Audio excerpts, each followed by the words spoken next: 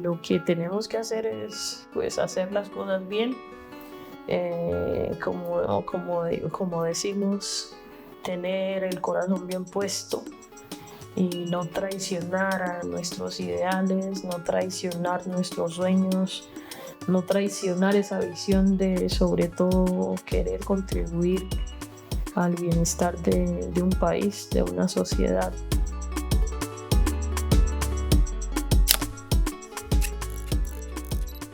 Les saludamos desde Cali, la capital del Pacífico colombiano, ciudad recientemente elegida como sede de la COP16 de biodiversidad, uno de los eventos más importantes del mundo.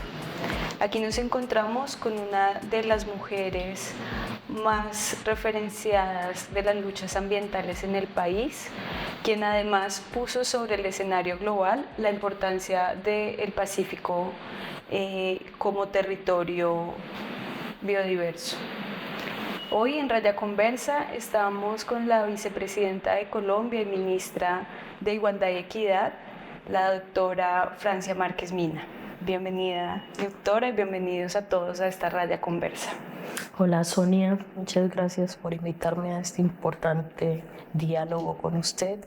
Un saludo a toda la gente que ve Raya Conversa. Bueno, aquí nosotros estamos después de que usted participó recientemente en un importante encuentro donde más de 1.500 personas, mujeres y hombres de procesos sociales de al menos 15 países se dieron cita justamente en Foz de Iguazú, en la triple frontera, donde Brasil se encuentra con Argentina y Paraguay, en el marco de la Jornada Latinoamericana y Caribeña de integración de los pueblos. Cuéntenos un poquito de ese evento y su participación allí. Bueno, hace varios meses estuve en Brasil, me encontré con el gran Pepe Mujica y quiso invitarme desde el año pasado a ese gran encuentro donde, como usted pudo ver, había muchos jóvenes líderes de todo el continente, América Latina y el Caribe, pensando un poco cómo ese sueño de integración latinoamericana y del Caribe se sigue dando. Sé que son unas luchas que se han venido dando desde mucho tiempo, lograr pensar este continente en apuestas comunes, lograr que los gobiernos planteen una agenda común que contribuya a la reivindicación de los derechos de toda la población de América Latina y el Caribe. Es parte de lo que se discutió en esa agenda. Se discutieron los desafíos, pero también las posibilidades reales de avance y bueno, para mí un enfoque importante que se planteó en ese encuentro es el enfoque de una articulación latinoamericana desde los pueblos, desde la raíz, desde las luchas de los movimientos sociales por la garantía de la vida, por la defensa del medio ambiente y el territorio como un espacio de vida, los derechos de los pueblos étnicos, indígenas, afrodescendientes, raizales y palenqueros a lo largo y ancho de América Latina y el Caribe, el derecho de las mujeres, ¿sí? Los desafíos que hoy afrontamos de cambio climático y por supuesto una agenda de paz para la región que por supuesto también se reconoce, ¿no? Que este es un continente que de alguna manera desde hace mucho tiempo no tiene conflictos entre los países. Sin embargo, al interior de los países pues persisten algunos conflictos, como es el caso de nuestro país Colombia, que tenemos desafortunadamente conflictos armados, y aquí el continente latinoamericano y caribeño por supuesto han jugado un papel importante en contribuir a hacer los esfuerzos para que Colombia logre una paz total. Bueno, esos son varios de los temas que queremos justamente tocar en esta entrevista. de cara a lo que se vivió en esta jornada donde usted participó con estos líderes tan relevantes como Pepe Mujica, pero también sobre las lecturas previas que usted tiene, ¿podría decirnos un poco cómo ve el contexto actual de la región en términos políticos y qué hizo que llegáramos a este escenario? Bueno, en este momento yo creo que hay algunas apuestas conflictivas o que se confrontan, ¿sí? El gobierno de Lula, el gobierno de López Obrador, el gobierno nuestro, de alguna manera lideran unas banderas comunes, unas banderas progresistas. Sin duda también hemos tenido gobiernos que tiran más hacia la ultraderecha y que de alguna manera están desmontando, ¿no? Como es el caso de Argentina, desmontando los derechos sociales que la población y los movimientos por años han conquistado, ¿sí? Cuando se crea una institución como es el instituto que lucha contra el racismo en Argentina, ver los pueblos afroargentinos que han hecho una lucha histórica no solo por visibilizarse y decir aquí hay población afrodescendiente que ha sido borrada, que ha sido aniquilada, la población indígena, también que ha sido violentada y cuando se crea una institución para garantizar sus derechos, para erradicar el racismo y simplemente llega un presidente y desmonta esa institución que le permite a esas poblaciones la garantía de sus derechos, pues uno ve un peligro ahí sobre los derechos fundamentales, sobre los derechos humanos, sobre los derechos básicos de una población. Y esa es una situación que por supuesto preocupa en la región. Pero bueno, también yo creo que la gente siempre se ha antepuesto a eso, ¿no? Como que no, los movimientos sociales no dependen de un gobierno, ¿sí? Y siempre han estado. Que algunas veces acompañan agendas y otras veces se separan de ellas, dependiendo de si esas agendas apuestan a la garantía de sus derechos o no. Y entonces sé que el movimiento en Argentina, movimiento social que es fuerte, pues no se va a quedar quieto.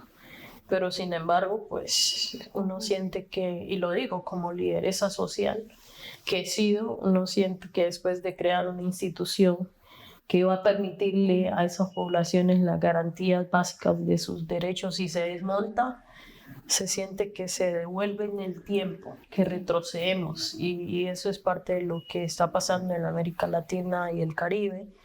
Sin embargo, bueno, ahí están los pueblos resistiendo y resistiendo. Y ante este panorama donde, como tú lo has contado, como que vuelven a surgir estos proyectos de derecha, antiderechos, justamente en varios de los países de la región, ¿cuál es la importancia que toma las iniciativas de integración, de cooperación entre estados? Por ejemplo, se han tenido las experiencias de la Unión de Naciones suramericanas, de la UNASUR, de la Comunidad de Estados Latinoamericanos y Caribeños, la CELAC. Entiendo que recientemente, el año pasado, 12 mandatarios también firmaron el Consenso de Brasilia, que es una propuesta en ese sentido. ¿Cuál es la importancia y cómo ves, por ejemplo, esta última iniciativa de cara a avanzar en la integración de Latinoamérica y el Caribe? Bueno, creo que muchos liderazgos, sobre todo intelectuales y presidentes, han hecho un esfuerzo por articular esfuerzos en agendas comunes que beneficien a la comunidad. Y yo creo que hay que resaltar y reconocer esos esfuerzos de crear estos mecanismos multilaterales que de alguna manera nos han servido. Sin embargo, pues no son suficientes a la luz de los desafíos planetarios que hoy tenemos.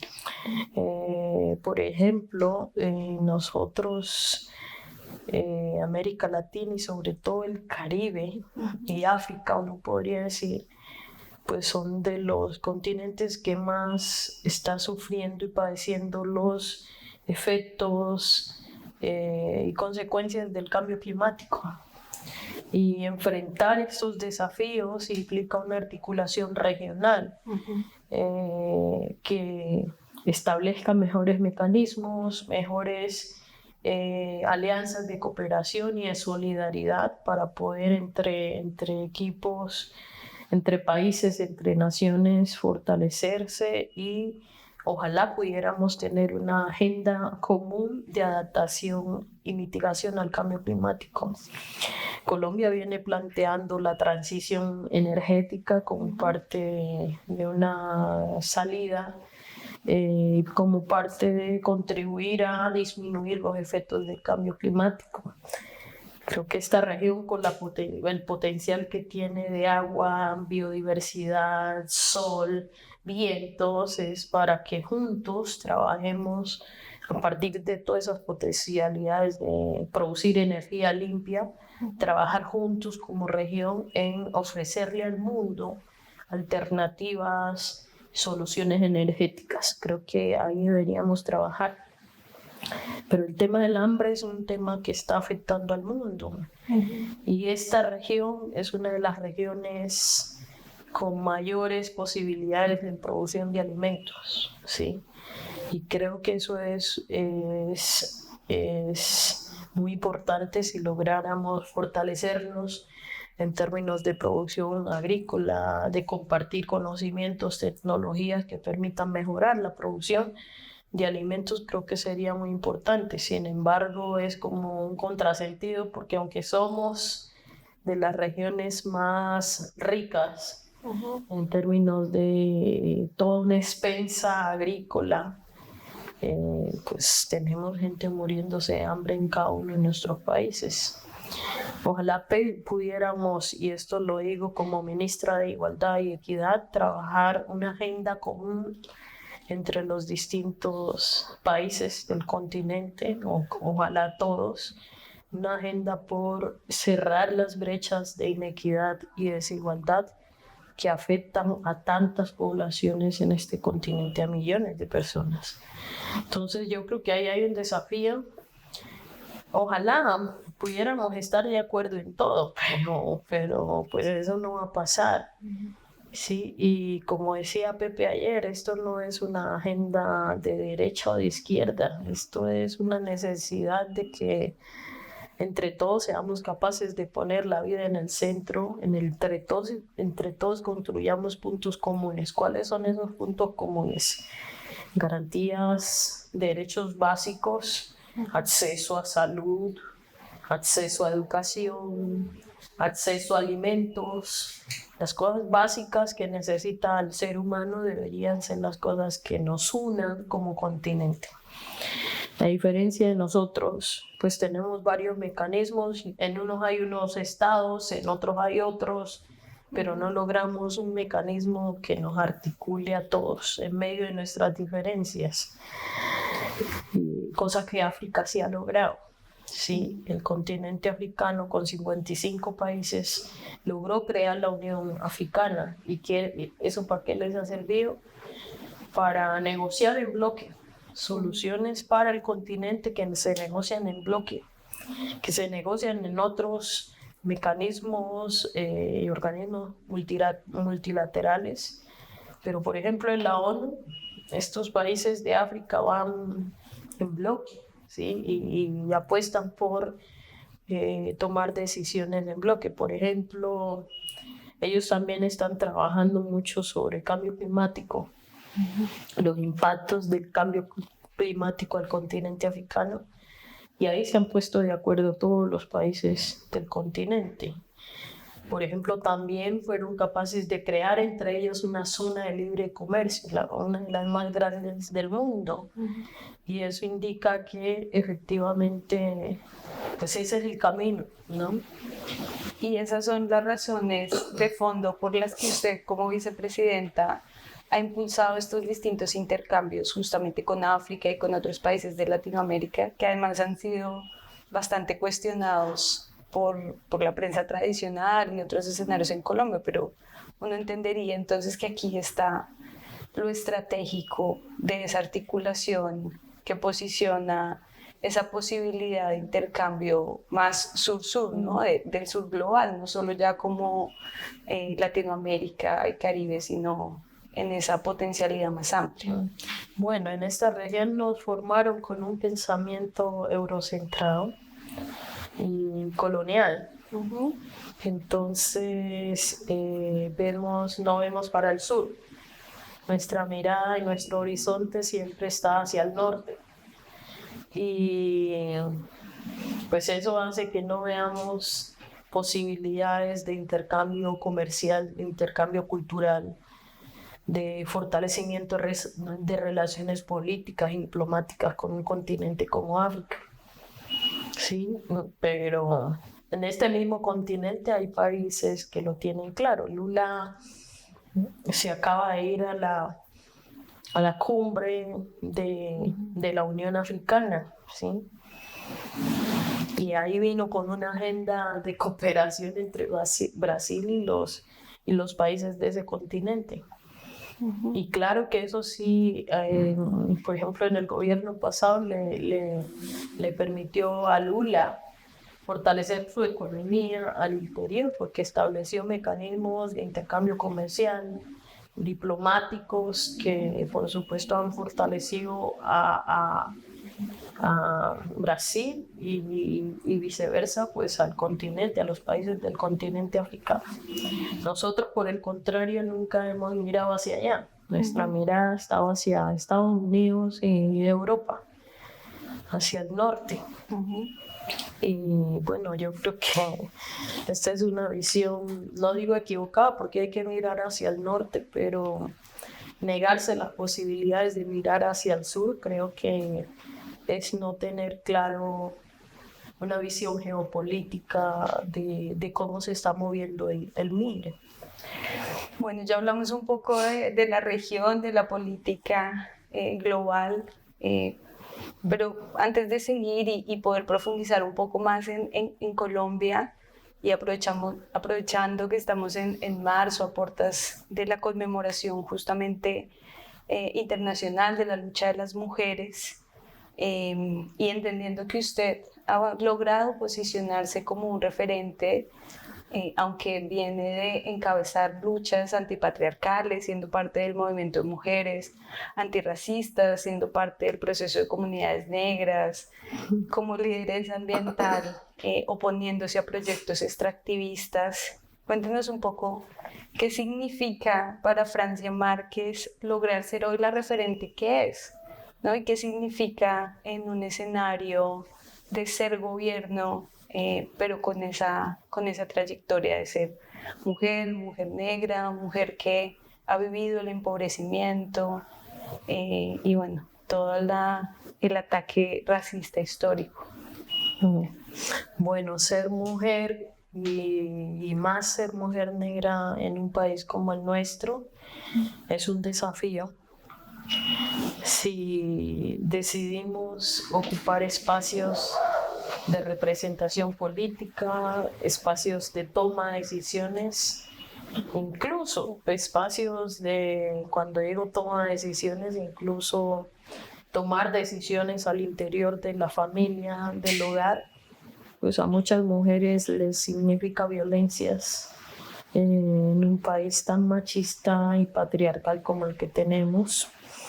A muchas mujeres les significa hasta perder la vida, ¿no?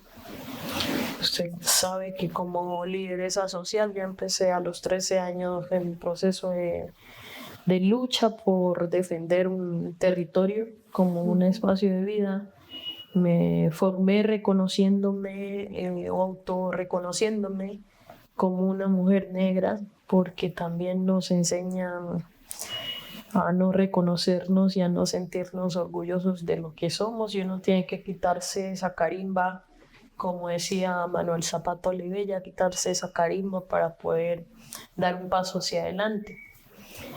Y en esa lucha por defender los derechos humanos, por defender el medio ambiente, la casa grande, pues mi vida ha estado en peligro, como la de cientos de mujeres o las cientos que hoy ya no están, y que no están porque fueron asesinadas en este país, porque fueron silenciadas.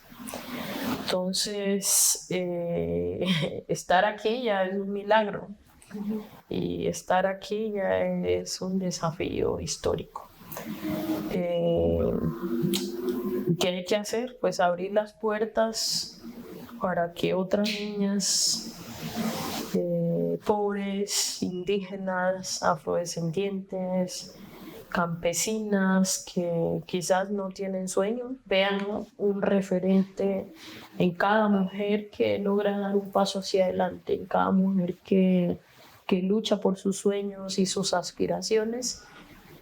Lo que tenemos que hacer es pues hacer las cosas bien, como decimos, tener el corazón bien puesto y no traicionar a nuestros ideales, no traicionar nuestros sueños, no traicionar esa visión de, sobre todo, querer contribuir al bienestar de un país, de una sociedad. Eso es lo que yo he hecho. Por supuesto, no ha sido fácil, y estar en la política no es fácil. Uno se encuentra con muchas trabas, violencia política, bloqueos. Usted da un paso hacia adelante y alguien le pone el pie para que no pueda avanzar. Y eso es parte de lo que yo he encontrado en el gobierno y de lo que yo he encontrado pues en mi largo camino de lucha como mujer afrodescendiente, de lucha por los derechos, de lucha porque este país vive en paz, de lucha porque mi pueblo, mi comunidad, este país, la gente más pobre tenga derechos básicos. Justamente en ese sentido y teniendo en cuenta parte de su discurso en la jornada de integración de los pueblos, usted mencionaba que, claro, no es suficiente a veces tener el corazón bien puesto, ¿no? Porque en la dinámica de ser gobierno se encuentran con todas estas dificultades, estas trabas, pero adicional hay un riesgo, ¿no? Y es la posible insatisfacción que queda en la gente que apoya los proyectos políticos progresistas, de cara a entender qué es lo que realmente logran o no logran hacer quienes asumen esa tarea titánica. ¿Cómo explicarle a la gente eso que ustedes están intentando hacer? También un poco para prevenir que la insatisfacción se convierta en un escenario como el que hay en algunos países donde nuevamente la derecha repunta. Y eso también de cara a lo que usted planteaba, ¿no? Como desde el gobierno del cambio, como desde la vicepresidencia, el Ministerio de la Igualdad, se puede avanzar de manera diferencial lo que otros proyectos han planteado para que realmente se logren transformaciones en esas condiciones de inequidad en que han vivido las comunidades desde hace años. Bueno, yo creo que no estamos intentando hacer, yo creo que estamos haciendo cosas. Estamos haciendo cosas importantes. En diciembre, por ejemplo, por primera vez, sí, a una comunidad en Timbiquí, por primera vez puedo ver la energía. Sí, una comunidad en zona rural que nunca había tenido la posibilidad de tener un bombillo en su casa, y a esa comunidad le llegó la energía. Sí, a esa misma comunidad Timbiquí que no ha tenido agua potable, que ni soñaban con tener agua, hoy se le está construyendo un acueducto y no es la única, a varias comunidades. Sí, en La Guajira, hoy se está empezando a llevar agua a la gente en La Guajira y sin dudas todavía hay un desafío grande en detener la muerte, pero se ha avanzado de manera significativa y eso lo reconoce la gente. Por ejemplo, en términos de educación, ¿sí? Cuando niños a mí me dicen que gracias porque ya ingresé a la universidad de manera gratuita, ¿sí? Y esos son cientos de niños y jóvenes que me han llamado a decirme, vicepresidenta, la verdad eso es un sueño, esto es una gran oportunidad. Yo ya empecé mi carrera y no tuve que pagar un peso. Eso no es lo que creemos hacer, eso es lo que ya estamos haciendo. Por supuesto queremos hacer mucho más, pero cuando una comunidad campesina, indígena o negra se le está titulando su tierra de manera colectiva, como se acaba de hacer con mi propia comunidad después de haber solicitado un título colectivo desde el 2013 y poder decirle a la comunidad de La Toma, a la comunidad de mi vereda, ya tienen un título colectivo, esto es algo, y lo digo porque por esa situación intentaron matarme.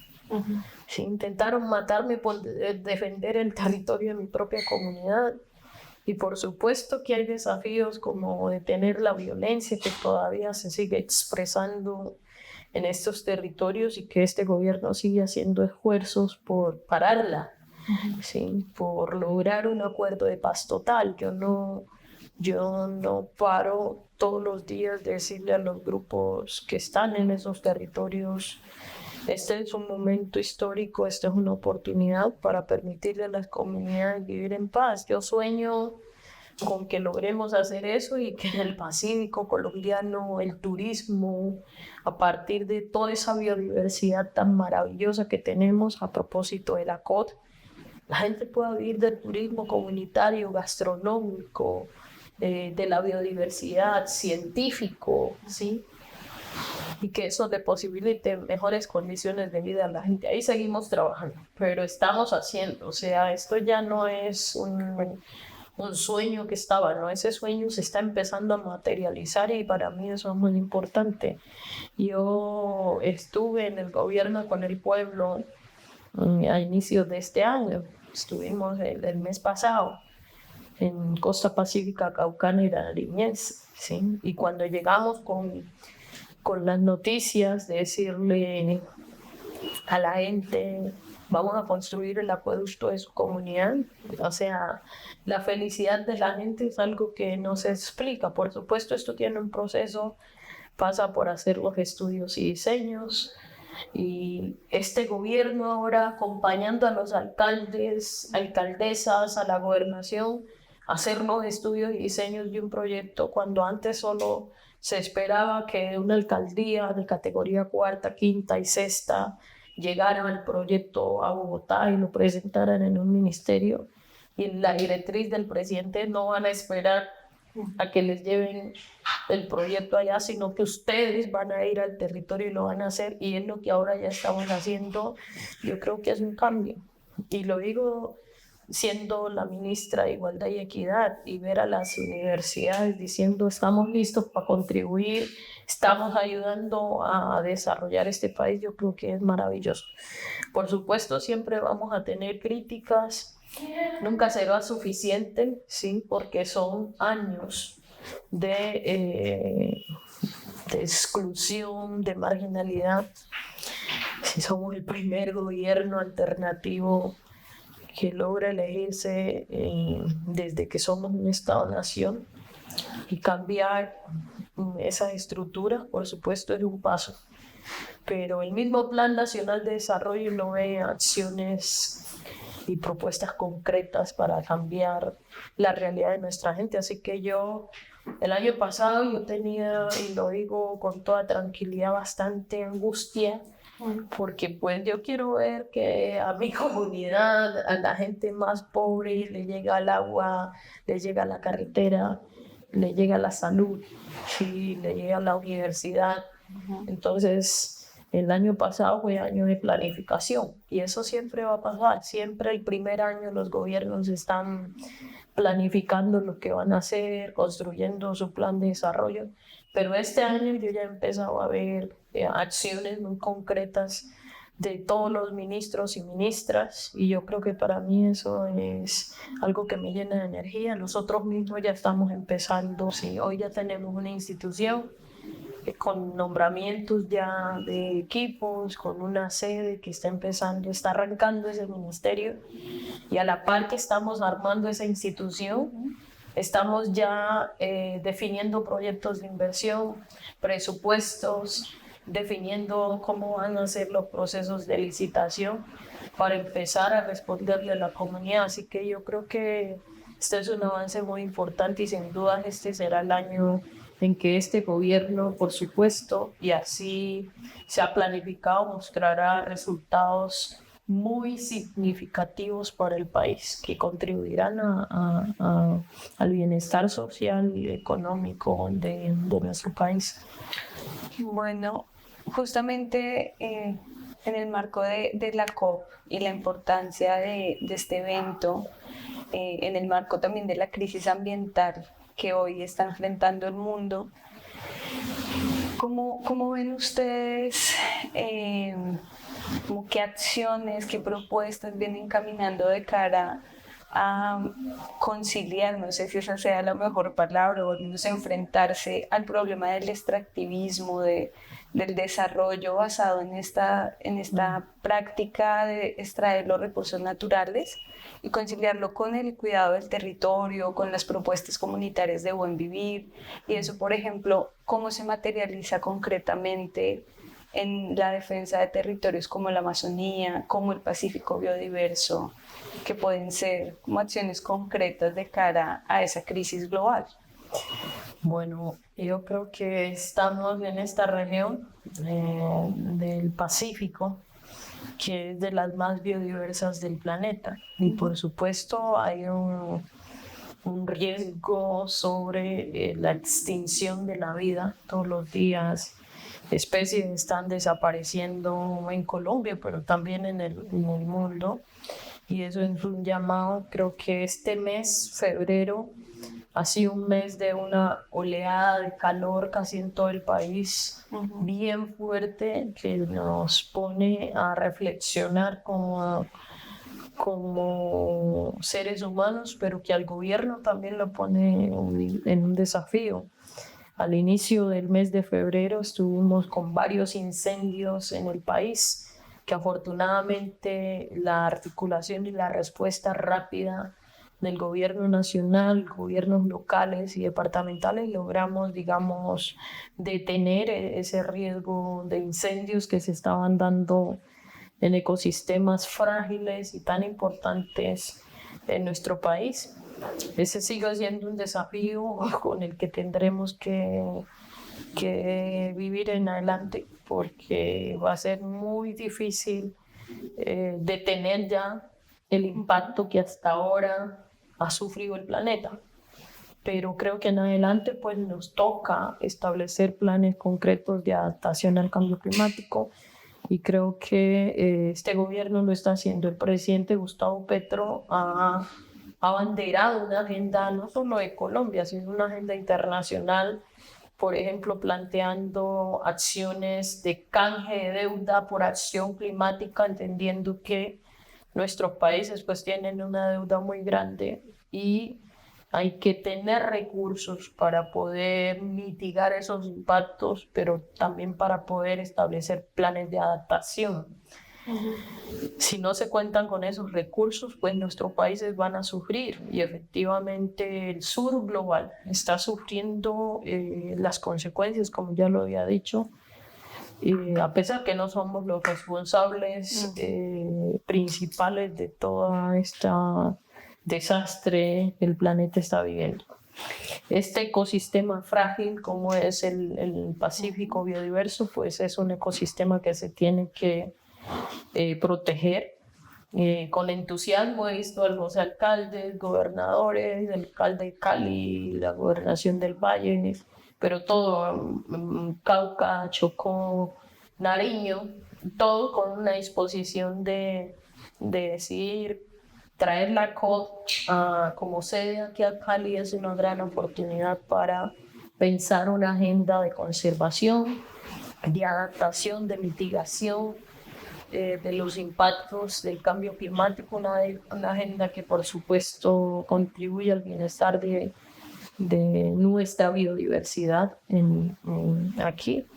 Y eso pasa por que los planes de desarrollo local, así como el Plan Nacional de Desarrollo, pues estén en consonancia. Nuestro Plan Nacional de Desarrollo plantea con claridad la transición energética, ¿sí? Plantea el cambio de la matriz energética extractivista hacia una matriz energética sustentable.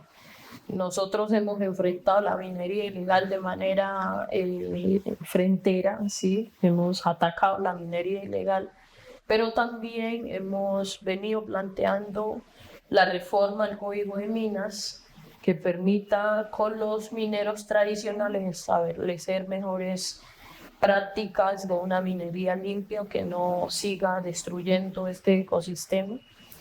Y yo creo que ahí es el camino. Yo de manera muy concreta he estado planteándole a la ministra de Ambiente la necesidad de hacer un plan, por ejemplo, de recuperación de manglares en esta región, un plan de recuperación de especies nativas de esta región y que por supuesto eso contribuya pues a este desafío que tenemos.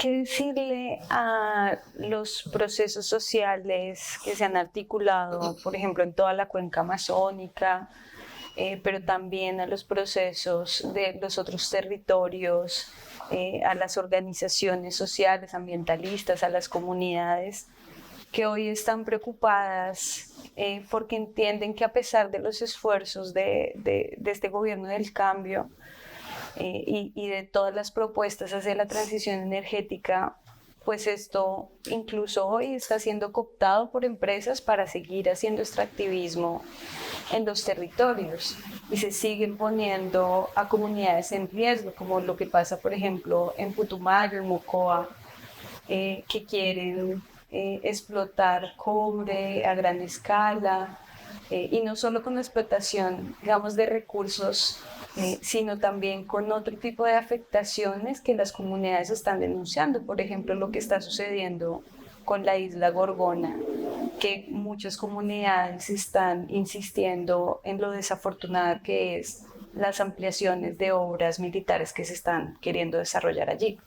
Bueno, yo creo que sobre la minería, este gobierno, como ya lo dije, ha asumido una postura clara. Incluso, si usted ve, no se han seguido expidiendo títulos para explotación minera. Esa es una decisión de este gobierno. Y se han hecho revisiones incluso de los títulos que se han otorgado en distintas regiones y territorios. Y yo sí le digo, y lo digo como líder ambiental, en mi liderazgo social, defensora de derechos humanos y de los territorios, en muchos momentos yo sentí que el gobierno en su momento era enemigo del pueblo. Sentí que un Estado nos estaba desamparando. Cuando yo vi que le entregaron títulos de explotación minera en mi propio territorio a empresas multinacionales y nos dejaron en una condición de vulnerabilidad con un riesgo grande de desplazamiento forzado. En ese momento yo sentí que no teníamos gobierno, hasta que fue la Corte Constitucional que amparó los derechos de la comunidad y suspendió. Hoy esa sensación no es la que tiene el pueblo. Por supuesto, en muchos lugares todavía hay minería ilegal y nos toca seguir combatiéndola y enfrentándola. Pero en muchos lugares se ha hecho trabajo con los mineros tradicionales para hacer un proceso de minería limpia. En relación a la isla Gorgona, creo que lo he planteado con claridad. Yo soy una defensora del medio ambiente, así se lo dije al presidente, y le manifesté que no estaba de acuerdo con ese proyecto. Respeto la decisión del presidente en colocar un radar sobre ese territorio frágil y que es la cuna de la biodiversidad. Dije que la respetaba esa decisión, pero no la comparto y se lo expresé en su momento. Y pues hoy lo expreso públicamente. Yo he sido una defensora de la vida, he sido una defensora de la naturaleza, de los territorios. Y pues yo no llegué aquí a este gobierno para ir en contra de los derechos de la gente. Ahora, hay una realidad y es el tema de seguridad y el narcotráfico en ese territorio, que por supuesto se tiene que combatir. Sin embargo, solucionar eso implica un diálogo con la gente, un diálogo con las comunidades y que la decisión sea una decisión consensuada y no una decisión que desde el gobierno le impongamos a la comunidad. Gracias.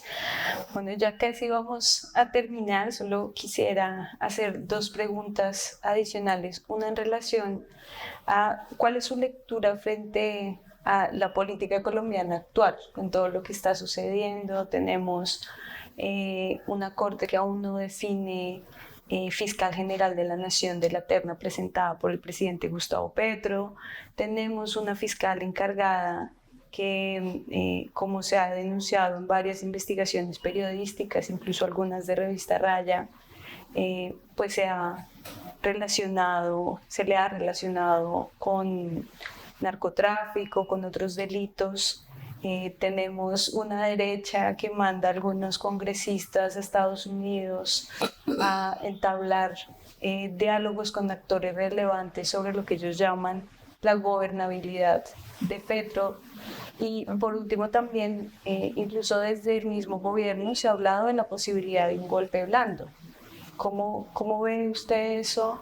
¿Cuál es su lectura? Bueno, en primer lugar es que yo creo que pues ya en año y medio he manifestado el respeto por las instituciones y también por la división de poderes, ¿sí? Sin embargo, no nos deja de preocupar la situación con la Fiscalía General de la Nación. Y se lo digo en mi condición de líder social, ¿sí? Yo, en mi activismo como líder social, recibí varias amenazas de muerte. Yo, como muchos otros líderes que han sido asesinados en este país, interpusimos procesos de demandas sobre las situaciones de violación de derechos humanos. Yo puse denuncias sobre amenazas que he recibido durante mucho tiempo y yo nunca pude tener respuestas efectivas a esa serie de amenazas, a pesar que a veces muchas venían de un número de teléfono que estaba registrado, que lo pasaba en la denuncia que colocaba, pero pues no recibí respuestas. Y como eso, hoy la mayoría de los colombianos sienten que no hay garantías para el acceso a la justicia. Y eso tiene que ver con el alto nivel de casos que se quedan en impunidad en este país. Y para colocar sobre la mesa los delitos de lo que ahora estamos enfrentando y que estamos tomando acción desde el ministerio, como por ejemplo los delitos de violencia basadas en género, los delitos que tienen que ver con feminicidio contra las mujeres, que ahora se ha exacerbado. Pues gran parte de lo que hemos visto es que la mayoría de los casos se quedan en impunidad. Y esto muestra una gran preocupación en un país donde todos los días están asesinando a mujeres. pues si no se siente que hay justicia, los victimarios sienten que pueden hacer con los cuerpos de las mujeres lo que quieran. Solo para poner un caso de los tantos casos de violaciones de derechos humanos que se ven en nuestro país y que se quedan en impunidad. Así que yo sí creo que pues la Corte tendrá que tomar su decisión en su momento, pero dilatar esa decisión pone en mayor crisis el acceso a la justicia y deja en un riesgo alto de impunidad los casos de delitos que se cometen en este país. Ya para terminar, no podríamos desaprovechar esta posibilidad de conversar con usted para hablar de otra de las tantas crisis que ya hemos venido enunciando, pero es la que tiene que ver con la humanidad. En la jornada de integración de los pueblos, usted hablaba con mucha fuerza sobre esto que ya nos dijo hoy también de tener el corazón bien puesto. ¿Qué mensaje hay que darle al mundo en relación a tener el corazón bien puesto, por ejemplo, en el marco de lo que está sucediendo con Palestina? Estamos hablando de 5 meses, más de 29.400 muertos. ¿Qué está pasando con el mundo que es testigo de esto sin que haya una movilización lo suficientemente fuerte para detener esto que, por ejemplo, desde Sudáfrica describen como un genocidio? Sí, sin dudas, yo creo que pues, es doloroso todo lo que está pasando. Nuestro gobierno, a través de nuestro presidente, ya se ha pronunciado. El presidente expresó lo que piensa nuestro gobierno, y es que rechazamos ese genocidio, rechazamos cualquier violencia, venga o donde venga. Sí. Yo creo que es muy doloroso que el mundo, y sobre todo quienes tienen poder para tomar decisiones, cierren los ojos ante esa realidad. Es doloroso que niños estén muriendo, es doloroso que mujeres estén muriendo, que personal de salud esté muriendo en una guerra absurda que no tiene sentido. Sí, una guerra que se ha impuesto contra un pueblo, porque Palestina no empezó a sufrir ahora, lleva más de 70 años sufriendo, desangrándose, gota a gota. Ese es un pueblo que han puesto a morir gota a gota, y pues te toca que seguir levantando la voz y decir que apoyamos la voz de muchos pueblos, acompañamos la decisión que tomó Lula de levantar la voz también, y que pues ha sido declarado persona no grata por el gobierno de Israel. Nuestra solidaridad con Lula, pero yo creo que se está haciendo lo correcto, y lo correcto es pedir justicia por un pueblo que está siendo asesinado bajo la excusa de perseguir a un enemigo. Imagínense que aquí, porque un grupo armado está en un pueblo, y como nos ha tocado a veces en nuestras comunidades tener la presencia de los grupos armados, y entonces bajo la excusa de combatir a ese grupo terminan matando a toda una población. Pues claro que aquí hicieron una práctica muy parecida, bajo la excusa de combatir a la guerrilla, se asesinaron a un sinnúmero, a miles de jóvenes en este país. Y pues eso es parte de lo que está ocurriendo allá, bajo la excusa de un enemigo, enfrentar a un enemigo, están matando a un pueblo inocente. Eso es repudiable y nos toca seguir levantando la voz. Y lo digo como mujer que pues hemos parido la vida, hemos luchado por defender la vida, y esto no puede tolerarse.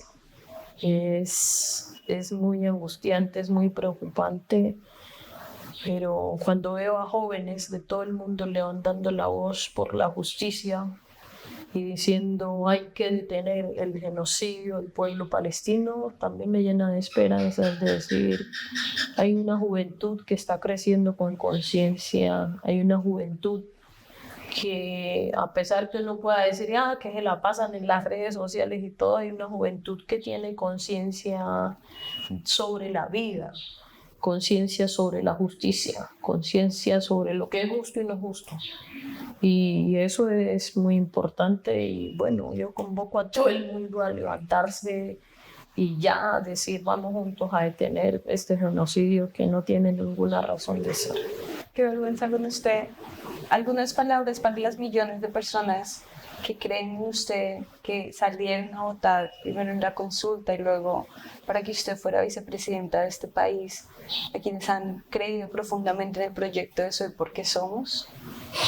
Bueno, decirles que gracias por creer en este proyecto, gracias por seguir confiando en este gobierno, gracias por acompañarnos en este camino que por supuesto no es fácil, pero tampoco es imposible y que lo estamos haciendo con todo el amor, con todo el compromiso, con toda la responsabilidad de lo que implica gobernar a un país y decirles que no les vamos a traicionar, que seguiremos ahí apelando a la justicia y trabajando y luchando por la justicia social, por la paz, por la igualdad y por el bienestar de todos los colombianos y colombianas. De mí no esperen que voy a traicionar los ideales y los sueños y aspiraciones por las que ustedes votaron. Y haremos todo lo posible por seguir avanzando en la construcción de un país que le ofrece posibilidades a la gente y que le brinda alegría, que le llena de esperanzas a la gente. Seguimos asumiendo el desafío de lograr la paz total, que no puede ser solo el diálogo entre unos grupos armados, sino que pues toda Colombia está llamada a desarmar sus corazones y a construir en unidad en medio de la diferencia. La diferencia no puede seguir siendo una razón para exterminar al otro. Yo puedo pensar diferente a usted, pero eso no nos hace enemigos y eso no nos hace, no nos puede llevar al plano de tener que extinguirnos entre seres humanos. La diferencia tenemos que aprender y con ella tenemos que caminar porque cada ser humano es diferente, cada persona piensa diferente y siente diferente. Pero sí tenemos propósitos comunes, como son las de permitirle a ese país maravilloso, porque es maravilloso nuestro país, permitirnos la oportunidad de vivir en paz, con alegría, de poner la solidaridad entre todos y cada uno, poner un grano de arena para hacer de este país una mejor nación. Yo creo que tenemos que hacerlo y aquí voy a estar siempre poniendo mi grano de arena para que ese país maravilloso sea un país del cual nos sentimos orgullosos y orgullosas a pesar de las tantas dificultades que afrontamos. Bueno, muchísimas gracias, Francia, muchísimas gracias a todos quienes se conectaron a esta Raya Conversa. Decirles que vamos a seguir parados en la raya, hablando con los distintos actores de la política nacional y regional. Nos vemos en la próxima Raya Conversa. Chao. Hasta que la dignidad se haga costumbre.